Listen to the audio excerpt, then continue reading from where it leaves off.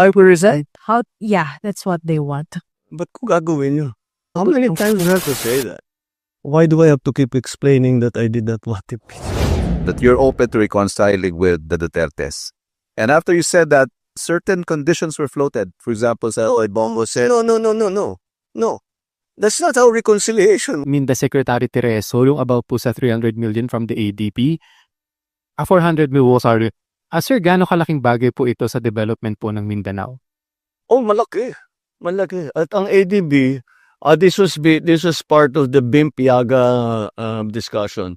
At the ADB made commitments, as it has always done, because ADB is really our counselor when it comes to the BIMP-YAGA projects. $400 million, as if you put together with the downstream effects of that.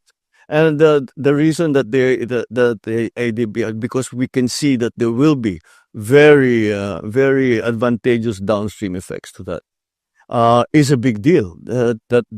Especially Mindanao actually is I think if we are going to shepherd it and to help it be as successful and do everything we can to make BARM successful. We always talk about land of promise that we never were able to see the promise of. I think there's a chance now that we will, because there's no more fight. There's no more fighting. Well, there's some criminality, but it's not the full scale, large scale fighting like we had during the secessionist war. So, malaki ang ano ko sa malaki ang kumpiyansa ko sa pagbulusok ng Mindanao. And ADB has always been there. But also, OIC, the Organization of Islamic Countries, Malaysia has always been very Japan has always been very present. ADB has always been very present. So, even the EU has always been part of the peace process, and now the investment into BARM. So I hold great hope for the future of BARM, for the future of Mindanao. So one more lang po. So during your intervention sa plenary session po, nabanggit niyo po yung pag-push sa Code of Conduct sa South China Sea. Push ng Code of Conduct po sa South China Sea. I always push the Code of Conduct. Always. It's critical to everything that's happening. You know, if you have a Code of Conduct, essentially, freeze frame muna. Okay, hanggang dyan na lang tayo. Wag na nating palalain. Tapos yan, nag-usap tayo with request. That will contain mechanisms also of adjudication, or trying to de-escalation processes. Kasama lahat yan. So I think that I think it's well recognized. It's not just the Philippines who feels that way. Everyone in ASEAN feels that way. Everyone in Asia feels that way. Sir, just want to ask more details about your conversation with the Chinese premier. Did you talk about the situation in the West Philippine Sea? No, I only spoke to him. He was sat. It wasn't in a meeting. He was sitting next to me at lunch. I was sitting next to the Chinese premier and the foreign minister of UAE. Or at least, did you get any commitment po from the Chinese side on your call to? Wala. Tinanong ko lang sa kanya, sabi, I just want, what is the Chinese perspective of this new unilateral tariff schedule? And he says, well, Mr. Trump has seems to have his own idea, but we certainly do not want this to continue. It's not good for everyone. We don't want this. So that's we were just walking along. Hindi kami nakaupo na nag-usap ng ganun. But I was very, very curious to get a little bit beyond the party line, because we've heard what China says on TV, dun sa mga nila. But to be able to get the chance to talk to the premier I thought I was hoping to get. And yun ganun din. I think, yes, you can see that it is it's sincere on their part that they do not want this. They do not want this to carry on. They want everything to be normalized.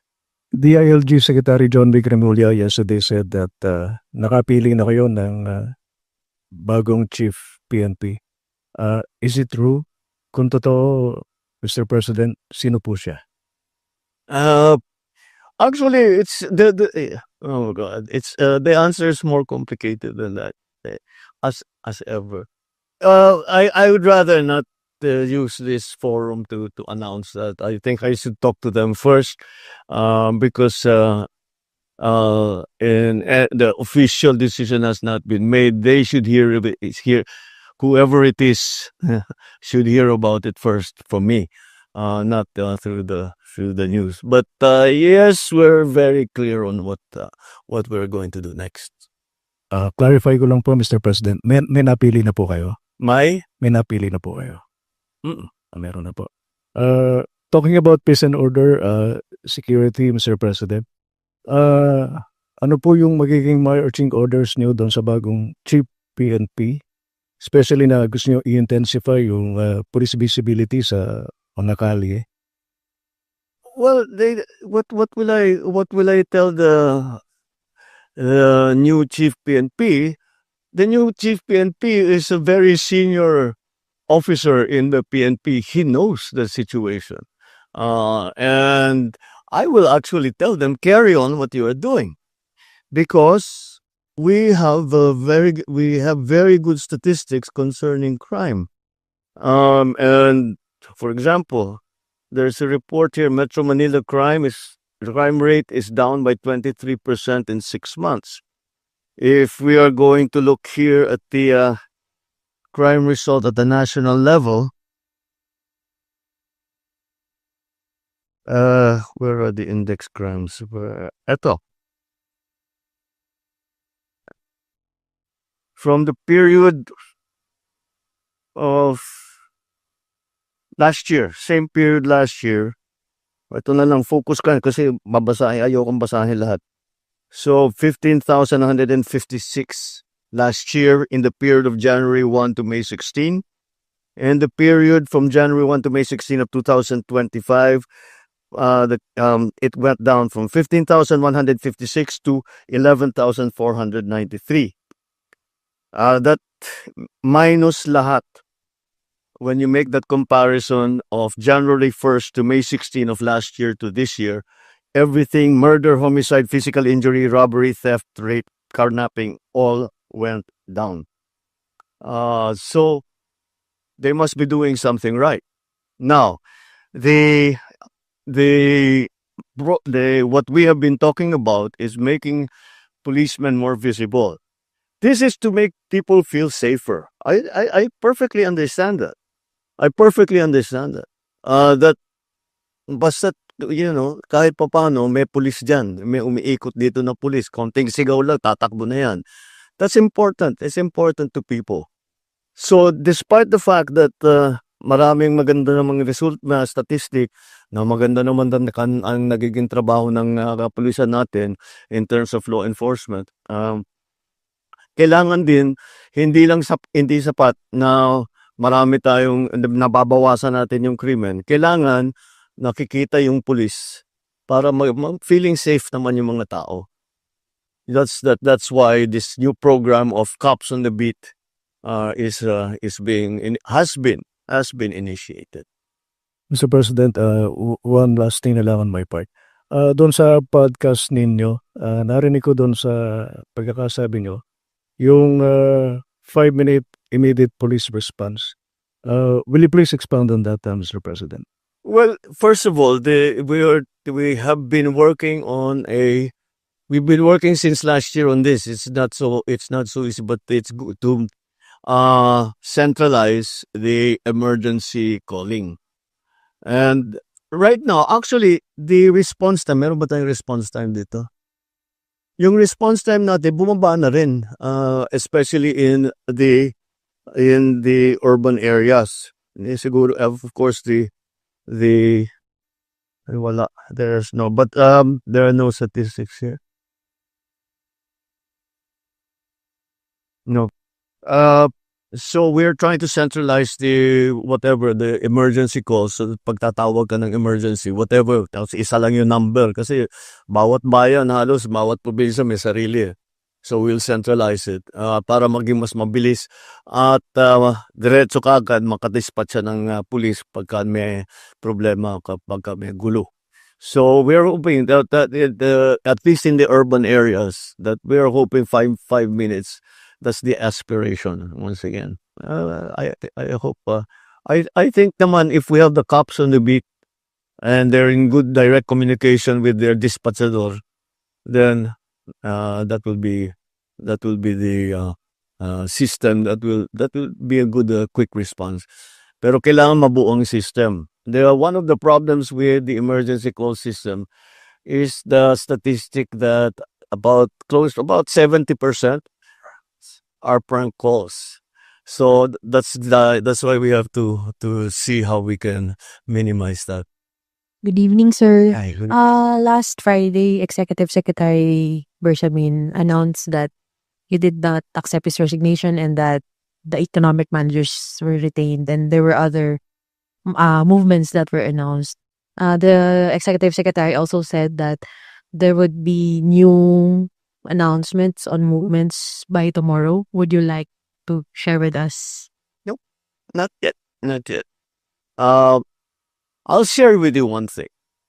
That as we were doing the performance review, and when we see shortfalls in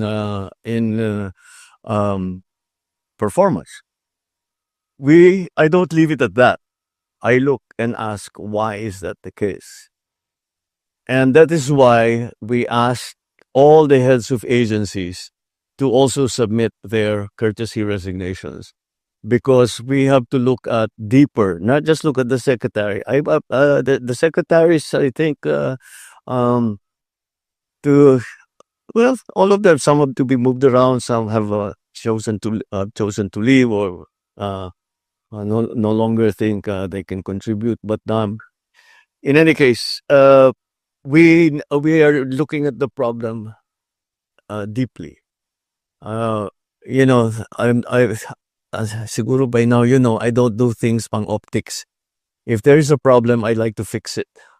So that's what we are doing. So expect us to be doing a rigorous performance review, not only at the cabinet level, but even deeper. Related lang po dun sa sagot ni sir, kung pwede lang po. Okay, sige. Apo. Alright. Sir, you already mentioned that you don't do things for optics. That was the criticism of some of your detractors who are allied with the former President Duterte. And they also said that the courtesy resignations are not necessary and that they want you instead to resign. How do you want to respond to that? Or if you I will resign. yeah, that's what they want. Ba't ko gagawin yun? At wala sa ugali ko yung tinatakbuhan ng problema. Magandang gabi po, Mr. President. Sir, you mentioned during your podcast na sawa na yung mga tao sa politika, and yet next week magsisimula na po yung impeachment trial against Vice President Sara Duterte. I'm How not could- sure I see the train of thought there. Sawa ang tao ng politika pero may impeachment. Yes, sir, because it's a political proceeding. So do you see this as a start of another political chaos? The legislators, the senators, and the House are going to decide on how to handle it. I don't think that they've made any decisions yet in that regard. So let's let it's nasa kanila yan eh. Mostly sa Senado, pero siyempre nandiyan pa rin ang House dahil sila mag-prosecute. So they will have to decide between the two houses how they were going to conduct this.